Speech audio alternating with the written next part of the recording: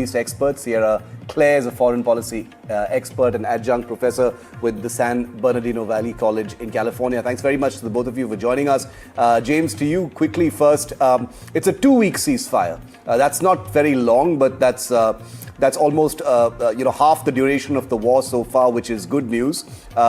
It's going to be a difficult negotiation. What do you think those talks in Islamabad are going to look like once they begin as early as this Friday, given that both sides have pretty entrenched positions at this point of time, which is understandable, but these are very, very contradictory. Both sides are seeing this as their own victory.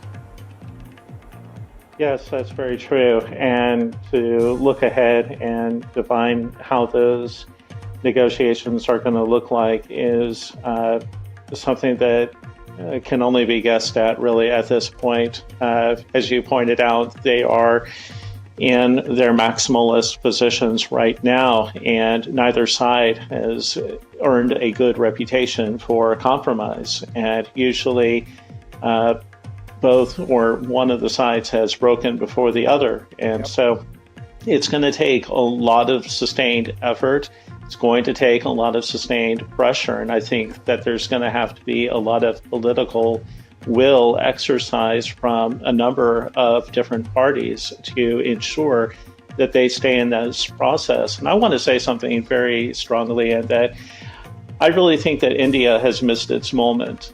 This was the moment that India had to be playing the part that Pakistan is playing. And I think that there was a great chance for India to bring people to New Delhi and to really promote its work in West Asia and in the Middle East. And I think that right now, maybe it can take a leading role in continuing to exert that political pressure to make sure that the two sides remain in these negotiations, because that room is going to be very tense. They're going to be arguing back and forth. They've got to open up the Strait of Hormuz. And let me say, freedom of navigation is a bedrock fundamental principle that the United States basically created its entire Navy to establish and promote in the early 1800s. And so to even contemplate the idea that the Trump administration would allow 250 years of naval tradition and freedom of navigation to be ended here in this conflict, I think is totally unacceptable. Sure. And I think, again, that's one of those parts that Americans would find completely unacceptable and would reject. And so we're going to have to get through this process. And honestly, I think that Trump's somewhat engaging in a Taco Tuesday in this situation was very bad. But again, bring in Sierra Claire for a moment over here. Sierra, how much of Trump's decision do you believe is linked to handling the Epstein files crisis back home, forthcoming midterm polls, and the fact that even among Republicans there isn't very much support for this war?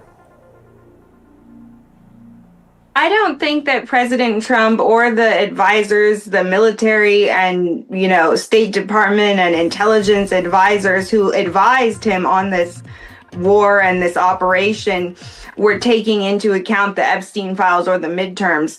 I think that President Trump, he has faced some unpopular, kind of pushback about the war from certain segments of the MAGA coalition who are more isolationist.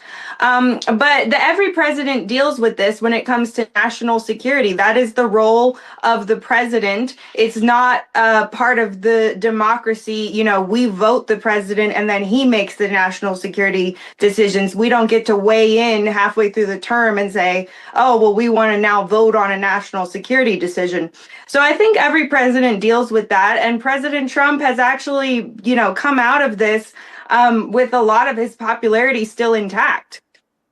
Sierra Claire, would you like to come in on this? The fact that the Pakistani general, their top boss, who in a sense runs Pakistan, is the point of contact for the US president, seems to indicate the power structure that Trump is most comfortable talking with in Islamabad.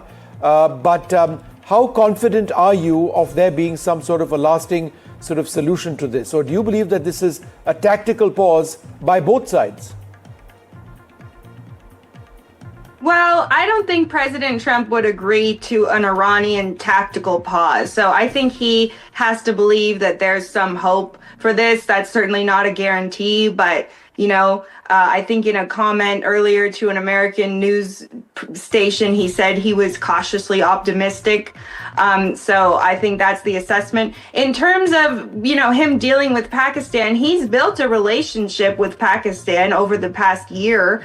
And so, this happened to be where the talks could take place in a neutral territory. I've said that I think some other influential powers are going to come in as these talks progress, because it does involve so many countries, and especially the Gulf countries. And, Pakistan's relationships are good, are okay, but they're just not as influential as some other places.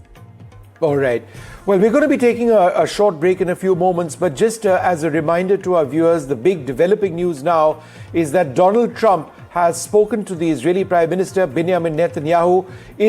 Trump has told the AFP that he believes that China played a role in bringing Iran to the negotiating table as diplomatic efforts intensify to secure a ceasefire deal. So this is an important development. I'm joined by Professor Sierra Claire with us right now. Professor Claire, thanks very much for being with us. We don't talk very much about the China factor, but Donald Trump now seems to indicate that China actually persuaded Iran to come to the table. How important a factor is China in all of this?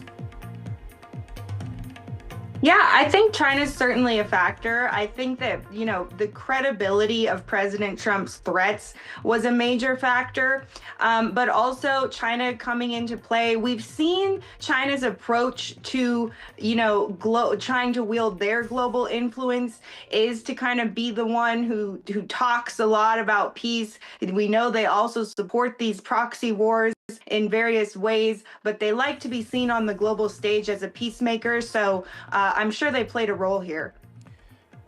Professor Claire, among the terms which have been spelled out by the Iranians, what do you believe are no-go areas as far as the United States are concerned? Well, I think the number one factor is the enriched uranium. We need to see Iran give that up either over to the IAEA or to the U.S. And so that's going to be a major factor in deciding, how far these talks progress. Apart from that, Iran has also lifted many other points. Lifting of all primary sanctions, lifting of all secondary sanctions. Do you believe that this is something that America will ultimately accept? Well, President Trump is a businessman at heart, so I think that he is, very willing to negotiate, especially over the economy for Iran, because, he knows as well as anybody that they're going to need financing to, rebuild some of their country. And certainly the U.S., we've done that in the past where we've provided financing, but I don't think we're in a position to do that right now. So I would definitely, I think the American people as well would support providing Iran, mechanisms for financing rebuilding. What's interesting, Professor Claire, is that both sides appear to have declared victory. Now, obviously, narrative building is a key part of war, but would you like to sort of talk a little bit about how Iran claims victory over here and America does so as well? Well, I think it's very clear that President Trump did not falter. He did not concede. He waited until Iran said they would unconditionally open the Strait of Hormuz. That was his demand. They met it. That signals to President Trump that these are reasonable people. These aren't the hardline regime people that we were dealing with when the first negotiations fell apart. So that gesture of goodwill was very important. And I think it also is clear that the U.S. maintains quite a bit of leverage over Iran. It appears that that agreement has on Hormuz has come with... How do you actually see these developments in the last couple of hours? The U.S. wasn't accepting any of the terms made by Iran earlier on. Yesterday, the U.S. president had said that the civilization of Iran would be wiped out. And today, here we are in a ceasefire with America willing to talk on these terms? What's changed? Well, what's changed, I think, has been the Iranian perspective. They for the first time, dealt with the type of rhetoric that they usually are the ones implementing, which is, we're going to wipe you off the face of the map. This is going to be the end of America or Israel as a civilization. And after Donald Trump's decisive military victory on almost every scale, whether that be the complete naval destruction, the 13,000 targets hit inside of Iran, the fact that Iran couldn't even get a U.S. downed pilot in its own interior. When you look at the scope and the factor of it all, you realize that Donald Trump brought them to the table through the only language they speak, and that language is the threat of implied violence. And while that was a extreme measure and something that usually isn't seen, it was what was needed to bring this 47-year conflict closer to an end. Does that mean that I believe that this ceasefire will hold? Absolutely. Or that these talks will work immediately? No. Obviously, Iran is asking for things the U.S. won't concede to. But right here, just as your other guest had mentioned about how, we need economic cooperation to bring Iran back in. So if unlocking the Strait of Hormuz is just through charging shipping fees or something like that, I can see Donald Trump finding some ways, but Iran is going to have to concede a lot. And if they aren't willing to do that, if they think that they can just buy 2 weeks of time, in 2 weeks, Donald Trump is going to pummel them even harder if this is a stalling tactic. And I think they know that. So I think what's changed is timeline, and the timeline is in Donald Trump's leverage. And Donald Trump has shown a willingness to use that leverage, and that I think has resulted in this complete 180 of where we were discussing the potential Armageddon scenario 24 hours ago to where we are today. The counter argument, of course, to that is that Iran also has the ability of hitting Israel and all of the GCC nations, which they've been doing even today. And therefore, it's not a one-way sort of fight or battle. Well, it's true. They're not a completely toothless neighbor. However, their capacities have been degraded severely, and there's been a lot of restraint from the GCC, including, by the way, Turkey, which is a NATO country that had ballistic missile shot at, not a GCC country, but there's been restraint by everybody to not get involved in this thing and make it a world against Iran. So Iran also has some interest in participating in the world economy, and continually shooting missiles at your so-called brothers or neighbors isn't going to be a long-lasting solution. So yes, while they're degraded, any single Iranian missile that could hit a tanker turns that into a bomb. So it's a formidable country by geographical default. But as that degradation continues, we're only in day 34, and this has been an incredible tactical failure for the IRGC. So if they want to continue and drag this out for 60 or 90 days, I think their leverage and negotiation foot would only get worse than they have right now. So let's see if they can come to the table and bring some terms that we're willing to work with.